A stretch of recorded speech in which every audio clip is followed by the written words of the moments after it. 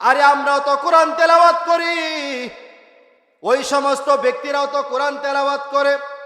যারা বিধর্মী ইহুদি খ্রিস্টান তারাও কিন্তু কোরআন তেলাওয়াত করতে পারে, কিন্তু তাদের কোরআন তেলাওয়াত আরেকজন ঈমান আনার পরে, মুসলমান হওয়ার পরে তাদের কোরআন তেলাওয়াতটা আল্লাহর কাছে কবুলিয়ত। আর যারা ঈমান নাই, ঈমান হারা, যারা বেঈমান, তারা যত কোরআন তেলাওয়াত করুক না কেন তাদের কথা কি আল্লাহর কাছে গ্রহণযোগ্য হবে নাকি? কথা বলেন ঠিক কিনা? কখনো হবে না। এক নাম্বার শর্ত হবে ঈমান আনা লাগবে, মুসলমান হওয়া লাগবে, তারপরে অন্য অন্য আমল করা লাগবে, তারপরে না আল্লাহর কাছে মঞ্জুর হবে। সুবহানাল্লাহ। আরে আল্লাহ নবী সাল্লাল্লাহু আলাইহি ওয়াসাল্লাম যখন মসজিদে নববীতে তেলাওয়াত করতেন, রাসূলের তেলাওয়াত এত সুন্দর, আল্লাহ রাসূলকে যদি পাইতেন, কত সুন্দর তেলাওয়াত। আল্লাহ রাসূল যদিও হারিয়ে ফেলেছি আমরা, তাতে কি হয়েছে? আল্লাহর নবী রাসূলের ওয়ারিসগণ আছেন। অনেক সময় দেখবেন, কিছুদিন আগেও আমাদের বাংলার জমিনে বাংলাদেশ থেকে বিশ্বের পতাকা উঠিয়েছেন নাজমুস রহমানির রহিম। ইন্নামাল মুমিনুনা আল্লাযীনা ইযা যুকিরাল্লাহ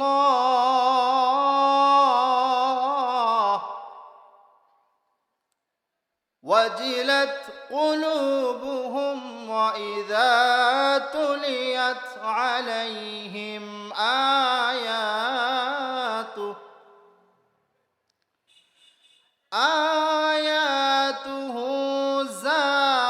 যাদাতহুম ঈমানা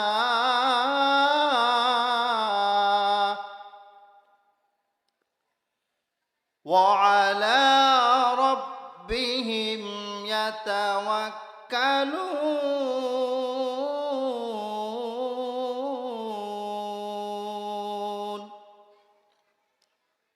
وقال رسول الله صلى الله عليه وسلم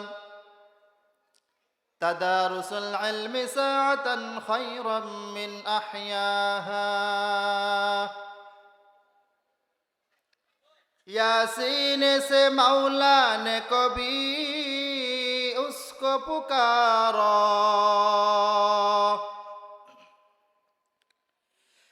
यासीन से मौला ने कभी उसको पुकारा,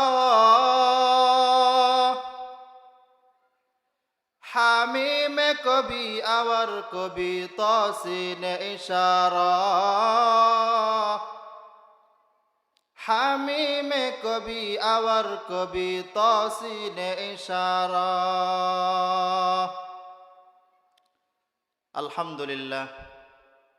দুলমা বেগুপা মদিনাতুল উলুম নুরানিয়া হাফিজিয়া মাদ্রাসার হাফেজ ছাত্রদের পাগড়ি প্রদান উপলক্ষে এক বিশাল ওয়াজ মাহফিলের আয়োজন করা হয়েছে। যে মহান রব্বে কারিম আমাদেরকে আল্লাহ তাআলার কিছু কথা বলার মতো, শোনার মতো তৌফিক আল্লাহ তাআলা দান করেছেন, এই জন্য সকলেই কালিমত শুকর আদায় করি আলহামদুলিল্লাহ। পৃথিবীর এই অন্ধকার অচ্ছন্ন থেকে আলোর হাত ছানি দিয়ে শত শত বিধান তথা এশার নামাজের পূর্বে মুহূর্তে কিছু কথা বলার জন্য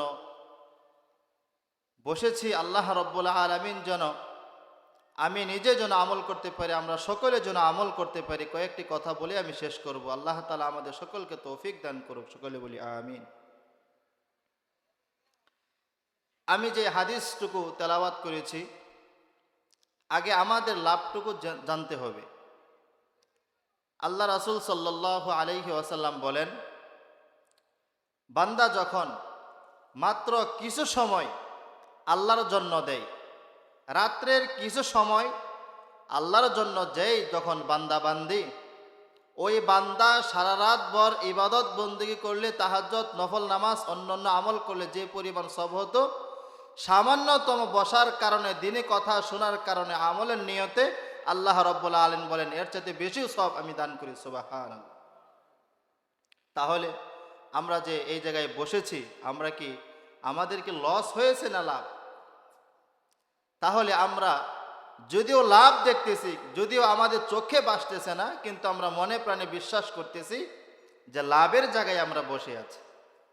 আর যারা প্যান্ডেলের বাহিরে, তারা যদিও কান পর্যন্ত আওয়াজ পৌঁছতেছে, এই সামিয়ানার ভিতরে যারা আসবে, হাদিসের ভিতরে বলে আল্লাহ রাসূল বলেন তাদের জন্য আল্লাহ তাআলার মাধ্যমে ফেরেশতারা চতুর্দিকে বেষ্টন করে, বলে সকলে বলে সুবহানাল্লাহ।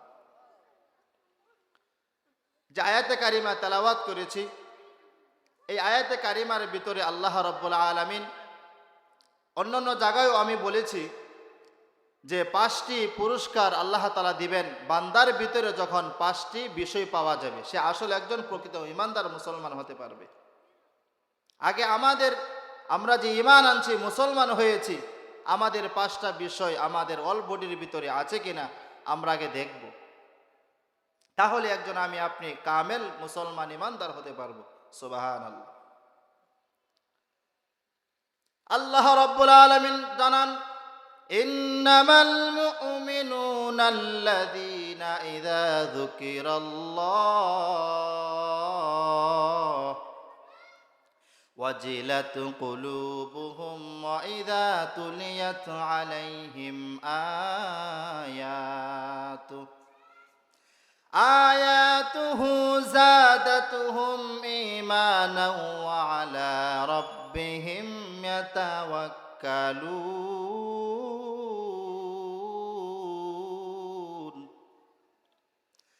আল্লাহ রাব্বুল আলামিন জানান, নবী আপনি আমার উম্মতের মধ্যে জানিয়ে দেন, আমার বান্দাদের মাঝে এলান করে দেন, যেই বান্দার ভিতরে 5টি বিষয় পাওয়া যাবে, বান্দির ভিতরে 5টি বিষয় পাওয়া যাবে, সে আসলে একজন প্রকৃত ঈমানদার। সে আসলে একজন প্রকৃত ঈমানদার দাবি করতে পারবে। আর যদি তার ভিতরে 5টা গুণ না পাওয়া যায়, তাহলে আমি আপনি যদি মুখে মুখে বলি, যতই স্লোগান দিয়ে আমি মুসলমান, আমি ঈমানদার, যদি আল্লাহর কাছে গ্রহণযোগ্য না হতে পারি, তাহলে আসলে আমি আপনি ঈমানদার মুসলমান না। আপনি যদি 5টা বিষয় মানেন, যেই 5টা বিষয় আল্লাহ তাআলা বলেন না সদা সর্বদাই করা লাগবে, 5টা পুরস্কার অর্জন করতে গেলে, আপনি সমস্ত কাজ করার পরেও যখন 5টা বিষয় আপনার সাথে ফিট করবেন, তখন এমনিতেই দেখবেন আল্লাহর কাছে কবুলিয়ত হয়ে যাবেন। সকলে বলি সুবহানাল্লাহ। 1 নাম্বার কোয়ালিটি হলো, ইন্নামাল মুমিনুনা আল্লাযীনা ইযা যুকিরাল্লাহ। আল্লাহ রাব্বুল আলামিন যখন আয়াতে কারিমা নাজিল করলেন, নবী সাল্লাল্লাহু আলাইহি ওয়াসাল্লাম জানান, বান্দারে তোদের ভিতরে যদি 5টা বিষয় পাওয়া যায়, 1 নাম্বার হলো ওয়াজিলাত কুলুবুহুম। আমি আল্লাহর কথা প্রকাশ করা হইতেছে, বরত্ব প্রকাশ করা হইতেছে। বান্দা তুমি যেখানেই থাকো না কেন, সমস্ত কাজকে পিছনে রেখে আগে আমার কথাটা তুমি অগ্রাধিকার দাও। সুবহানাল্লাহ। ওয়াজিলাত কুলুবুহুম, বান্দারে আমার ডাক শোনার পরে যদি তোর দিলটা একেবারে প্রকম্পিত না হয়, তোর দিলটা যদি একেবারে নরম না হয়, দিলের ভিতরে যদি একটু ধাক্কাও না লাগে, তাহলে তুমি কেমন ভাবে ঈমানদার মুসলমান দাবি করবে? আল্লাহ রাব্বুল আলামিন বলেন, ওয়াজিলাত কুলুবুহুম, বান্দারে আমার ডাক শোনা মাত্র যখন তোর দিলের ভিতরে কম্পন শুরু হয়ে যায়, তাহলে মনে করবি 5টার ভিতরে 1টার ভিতরে বান্দা বান্দি তুই পড়েছস। আর যদি 5টা বিষয় প্রথম নাম্বার যদি তোর ভিতরে না থাকে, তাহলে তুই কেমন ভাবে ঈমানদার মুসলমান দাবি করস? আমি আল্লাহর কাছে তো বান্দা বান্দি, তুই তো গ্রহণযোগ্য না। এই মাহফিল তো আজকের জন্য, আগামীকাল হবে নাকি? কথা বলেন, হবে নাকি? আমি আপনি যদিও চেষ্টা করি, এলাকার মানুষ যদিও চেষ্টা করে, আগামীকাল মাহফিল হবে না।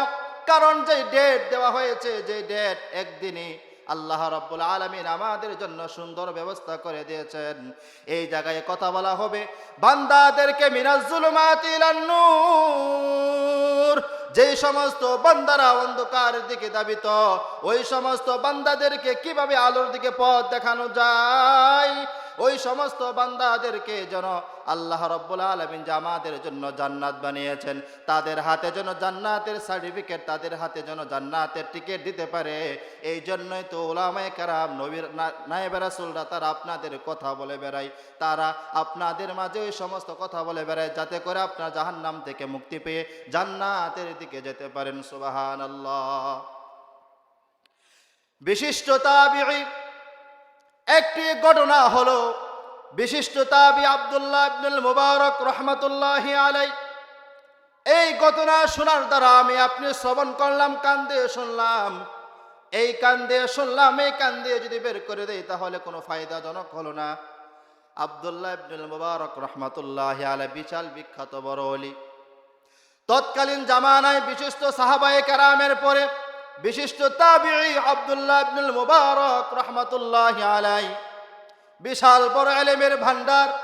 আল্লাহ তাআলা তাকে যে পরিমাণে ইলম দিয়েছেন, তাকে যে পরিমাণ ধন সম্পদ দিয়েছেন, সমস্ত কিছুর পরেও সদা সর্বদাই তার কপালটা আল্লাহর চরণে সেজদা দিয়ে থাকে। সুবহানাল্লাহ। এত বড় ব্যক্তিত্ব হওয়ার পরে আব্দুল্লাহ ইবনুল মুবারক, আমি আপনি সামান্যতম ব্যবসা বাণিজ্য করি, আমি আপনি সামান্যতম ব্যবসা বাণিজ্য করার পরে একটু উসিলা খুঁজি, উসিলা খোঁজার জন্য আমরা আল্লাহর কাজটাকে আগে না দিয়ে আমার আপনার কাজটাকে আগে দেই। এই জন্য তো আমার আপনার কাজের ভিতরে অধিকাংশ সময় ভেজাল চলে আসে। আল্লাহর কামটা যখন আগে রাখবেন, এই ঘটনা শোনার পরে আপনার ভিতরে যদি অনুতপ্ত অনুশোচনা আছে তাহলে মনে করবেন আল্লাহ রাব্বুল আলামিন আপনার দিলের ভিতরে ওই কথাটুকু জমিয়ে দিয়েছেন। সকলে বলি সুবহানাল্লাহ। আব্দুল্লাহ ইবনুল মুবারক রাহমাতুল্লাহি আলাইহি তিনি বিশাল বিখ্যাত তাবিঈ, বিশাল বড় আলেম। ওনার জামানায়, তৎকালীন জামানায় দুতলা বাড়ি ছিল। এই পরিমাণ ধন সম্পদের মালিক আল্লাহ রাব্বুল আলামিন তাকে বানিয়েছেন। কিন্তু আব্দুল্লাহ ইবনুল মুবারক যখন দুনিয়া থেকে চিরতরে বিদায় নেন, তৎকালীন জামান একজন আলেম স্বপ্নে দেখেন যে আব্দুল্লাহ ইবনুল মুবারক রাহমাতুল্লাহি আলাইহি আল্লাহর জান্নাত দেওয়া ওই জান্নাতের ভিতরে তিনি ঘোরাফেরা করতেছেন। সুবহানাল্লাহ বলবেন না নাকি? আরো জোরে বলি সুবহানাল্লাহ।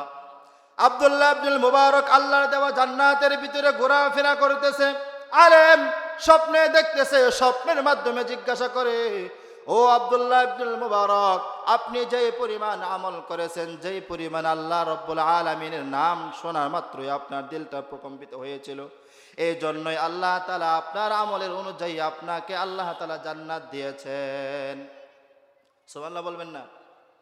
আব্দুল্লাহ ইবনুল মুবারক রাহমাতুল্লাহি আলাইহি যখন ওই আলেম যখন বলতেছিলেন, বলার পর আব্দুল্লাহ ইবনুল মুবারক বলেন, আরে না না না, আমার সামনের বাড়ি একজন কামার, এই কামারের এমন একটি বিশাল জান্নাত দিয়েছেন যে আমি আব্দুল্লাহ ইবনুল মুবারকের চাইতে ওই একজন কামারের জান্নাতটা অনেক বড়। সকলে বলি সুবহানাল্লাহ।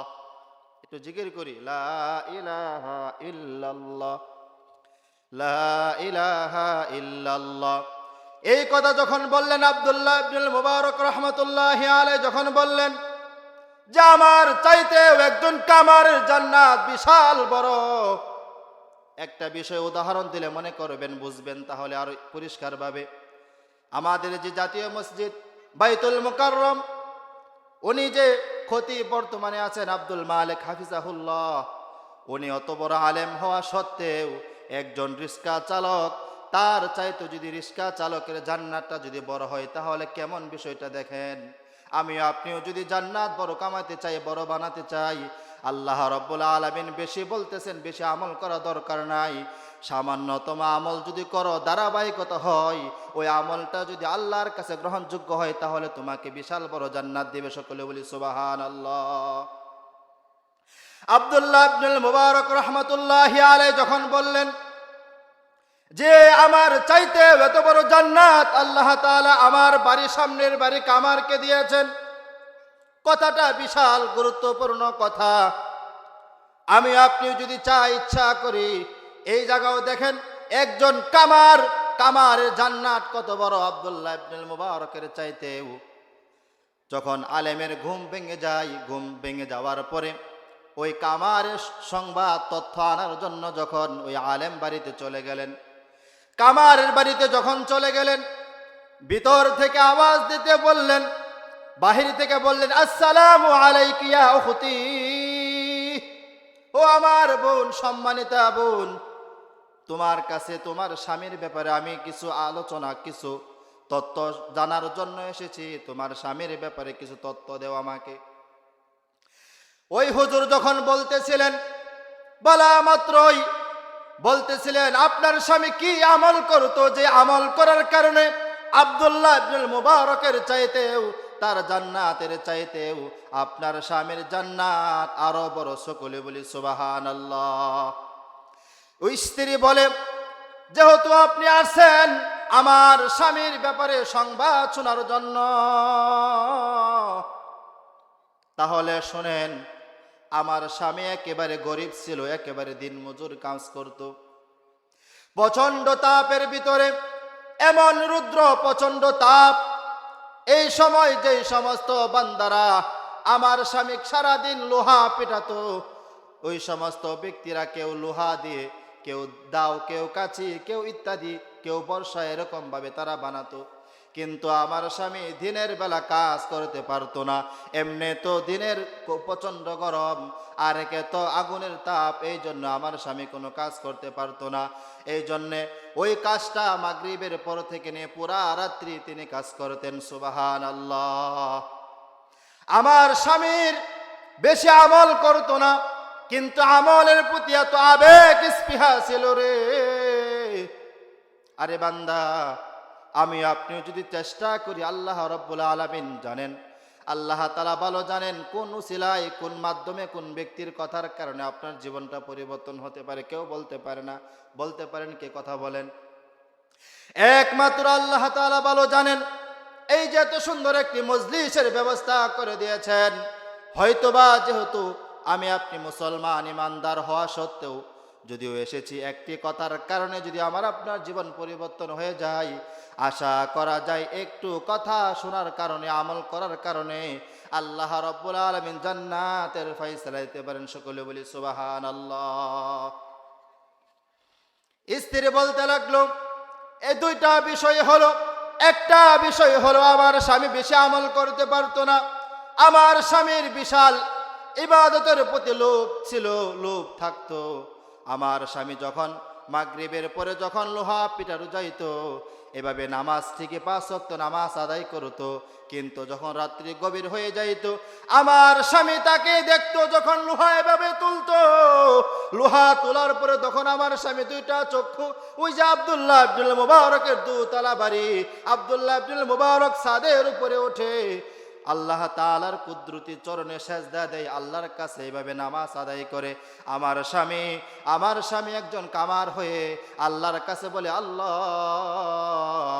তুমি কাউকে বসে আছো আগুনের পারে, আল্লাহ আবার কাউকে বসে আছো তুমি দোতলার উপরে। আয় আল্লাহ, তুমি কাউকে বাদশা বানাও, আয় আল্লাহ, তুমি কাউকে ফকির বানাও। কামার এরকম ভাবে আল্লাহর কাছে আকুতি মিনতি করতেছে। আল্লাহ তাআলার বান্দাও তো আব্দুল্লাহ ইবনুল মুবারক, কামারও তো আল্লাহর বান্দা নাকি? কথা বলেন ঠিক কিনা? আব্দুল্লাহ ইবনুল মুবারকের প্রতি আমার স্বামী, স্ত্রী বলতেছে, আমার স্বামী ইবাদত বেশি করতে পারতো না, কিন্তু ইবাদত না করার ফলে আমার স্বামীর প্রতি স্পৃহা ছিল, ইবাদতের প্রতি স্পৃহা ছিল, আবেগ ছিল। একটা কারণ। 2 নাম্বার কারণ হলো, আমার স্বামী ওয়াজিলাত কুলুবুহুম, আমার আল্লাহর ডাক শোনা মাত্রই আমার স্বামী যখন লোহা এভাবে পিটাতো, আল্লাহর আওয়াজ যখন, অর্থাৎ মসজিদের মাইক থেকে যখন আওয়াজ আসতো, আমার স্বামী যখন লোহা এভাবে তুলতো, লোহা আর সামনের দিকে না দিতে পারতো না, এমন ভাবে লোহা পিছনের দিকে ছেড়ে দিয়ে আল্লাহর ডাকে সাড়া দিত। সুবহানাল্লাহ। আরো জোরে বলি সুবহানাল্লাহ। আমার স্বামী ওয়াজিলাত কুলুবুহুম ইযা যুকিরাল্লাহু ওয়াজিলাত কুলুবুহুম, আল্লাহর ডাক শোনা মাত্রই আমার স্বামী সমস্ত কাজকে পিছনে রেখে দিয়ে আমার স্বামী আল্লাহর দিকে দৌড়াইতো।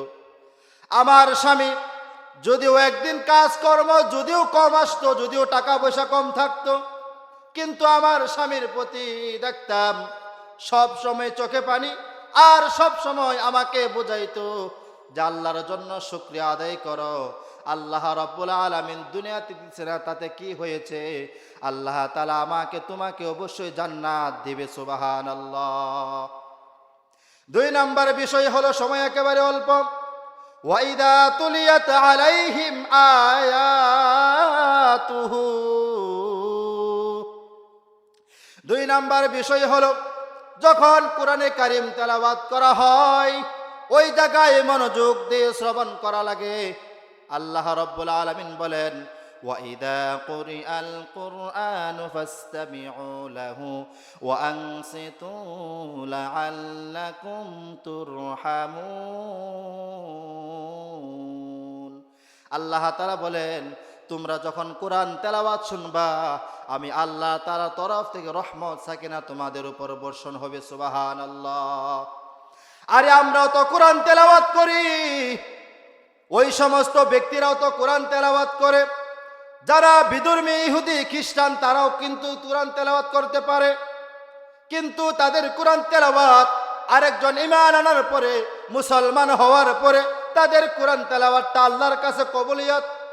আর যারা ঈমান নাই, ঈমান হারা, যারা বেঈমান, তারা যত কোরআন তেলাওয়াত করুক না কেন, তাদের কথা কি আল্লাহর কাছে গ্রহণযোগ্য হবে নাকি? কথা বলেন ঠিক কিনা?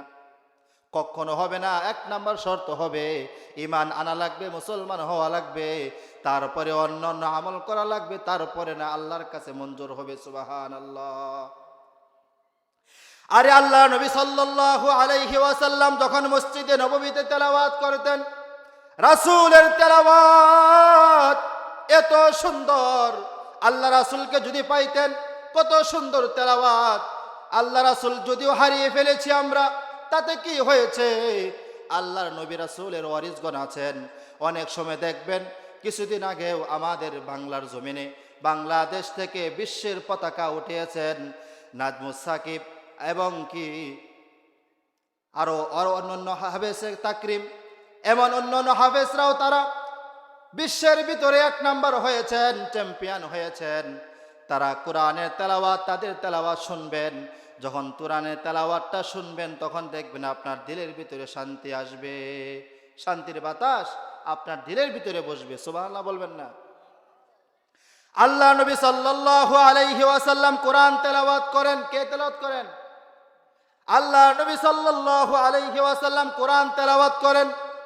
আল্লাহ নবী সাল্লাল্লাহু আলাইহি ওয়াসাল্লাম যখন কোরআন তেলাওয়াত করেন, আবু জেহেল, উতবা, শাইবা তারা দেখলো যেভাবে মুহাম্মদ কোরআন তেলাওয়াত করতেছে, যদি এভাবে কোরআন তেলাওয়াত করে আর দলে দলে যদি মুহাম্মদের ধর্ম অনুসরণ করে, তাহলে আমি আবু জেহেল আগামীতে তো নির্বাচনে পাশ করতে পারবো না।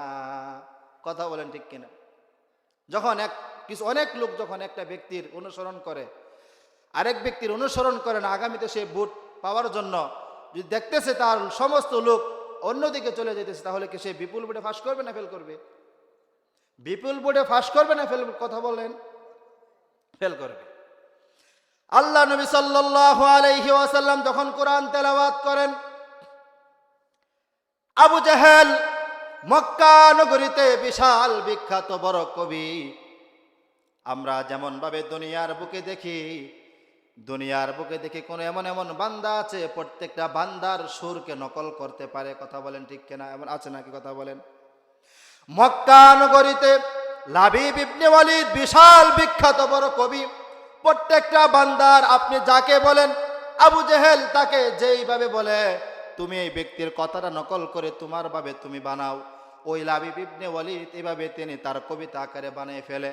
কিন্তু রাসূল সাল্লাল্লাহু আলাইহি ওয়াসাল্লাম যে বেশি তেলাওয়াত করতেন, আবু জেহেলের কাছে যদিও ভালো লাগতো, কিন্তু দেখতেছে আবু জেহেলও কিন্তু তেলাওয়াত উনিও শুনতো। পরে বলতেছি, আবু জেহেল যখন বলল, লাবিব আমি তোমাকে বাড়া করে নিয়ে আসছি, তুমি মক্কা নগরীতে বিশাল বিখ্যাত বড় কবি, আমি তোমাকে এই জন্য আসছি, এই জন্য নিয়ে আসছি, তুমি মুহাম্মদ কি বলে শোনো, মুহাম্মদের মতো একটি সূরা তুমি বানিয়ে নিয়ে আসো। কথা বলেন, পারবে? লাবিবকে যখন বললেন, লাবিব বলে, বাহ, আপনি কি বলেন? আমি মক্কা নগরীতে বিশাল বিখ্যাত বড় কবি, আমার চাইতেও কবি হতে পারে না, সমস্ত কবি আমার কাছে মাথা নত, আমি বিশাল লাবিব হয়ে বিশাল বড় কবি হয়েছি, আপনি কোনো টেনশন করবেন না, মুহাম্মদের চাইতেও আমি তার মতো এমন একটি সূরা বানাবো, যেই সূরাটি শুনে আপনি আবু জেহেল খুশি হবেন। কথা বলেন, দেখেন, খুশি হবেন। লাবিব যখন মুহাম্মদ সাল্লাল্লাহু আলাইহি ওয়াসাল্লামের নিকটে গেলেন, যাওয়ার পর বলতেছেন, মুহাম্মদ আপনি কি তেলাওয়াত করেন, আপনার বিষয়টা একটু শোনান, আপনি কি তেলাওয়াত করেন একটু শোনান। আরে আল্লাহ নবী সাল্লাল্লাহু আলাইহি ওয়াসাল্লাম লম্বা কোনো সূরা তেলাওয়াত করেন নাই। কোরআনের ভিতরে সবচাইতে বড় সূরা হলো সূরাতুল বাকারা, সবচাইতে ছোট সূরা হলো সূরাতুল কাউসার। এই সূরা কাউসার নাজিল হওয়ার একটা প্রেক্ষাপট আছে, সময় শেষ। সূরা কাউসার, আল্লাহ নবী সাল্লাল্লাহু আলাইহি ওয়াসাল্লাম বেশি কথা বললেন না, ছোট সূরা তেলাওয়াত করলেন, আমরা সকলেই পড়ি, সকলেই তো পারি। আউযু বিল্লাহি মিনাশ শাইতানির রাজিম, বিসমিল্লাহির রহমানির রহিম, ইন্না আ'তাইনাকাল কাউসার ফাসাল্লি লিরাব্বিকা ওয়ানহার, ইন্না শানিআকা হুয়াল আবতার। কয় মিনিট লাগলো কথা বলেন, কয় মিনিট?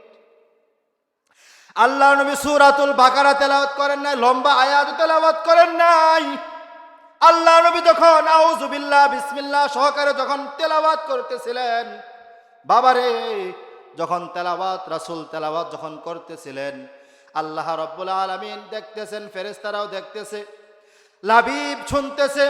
লাবিব যখন শুনতেছে আউযু বিল্লাহ বিসমিল্লাহ যখন রাসূল বলতে শুরু করলেন, যখন সূরার প্রথম আয়াত যখন তেলাওয়াত শুরু করে দিলেন, লাবিবের দিলের ভিতরে পরিবর্তনের তুফান চলে আসলো। সকলে বলি সুবহানাল্লাহ।